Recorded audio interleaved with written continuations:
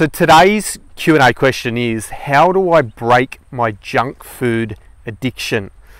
And as we all know, junk food and sweet, sugary foods, processed foods, are highly, highly addictive. And the only way to get past that addiction is to create some separation between yourself and that food.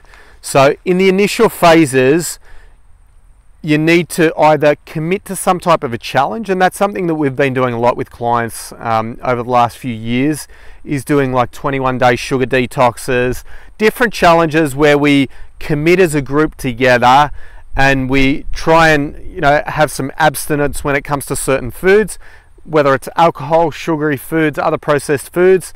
And that creates a bit of a time period where our taste buds start to become resensitized to natural whole foods. So the interesting thing is, when you eat a lot of processed, sugary, particularly high carb, sugary processed foods, your palate becomes sensitized to that.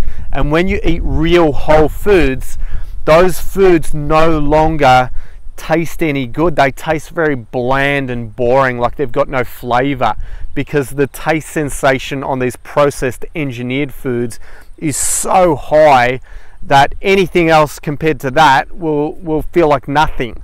So number one key is to create that separation. And as I said, committing to some type of a challenge is a really good way of doing it. There's lots of challenges online that you can even look up. And the other part to that equation is to be prepared when it comes to your food. Food preparation is a massive, massive thing. Often when you get caught and you're hungry and you haven't got anything prepared, that's when you're going to go for the convenient, quick, easy option, which is going to be, in 99% of the time, 99% of the cases, junk food. So sweet, sugary, and when you're really hungry, your willpower is going to be a lot lower to saying no to those foods. Whereas if you already have that food with you, the easiest way that I always recommend to clients to do it is to cook a larger dinner, making sure that that's a good quality, healthy meal, and then you have that for your next day for lunch. It takes any thought process out of it. You've got it there, you just eat it without having to start to think about, what am I going to eat? And then your mind starts wandering into those options which are not ideal, especially when you're quite hungry.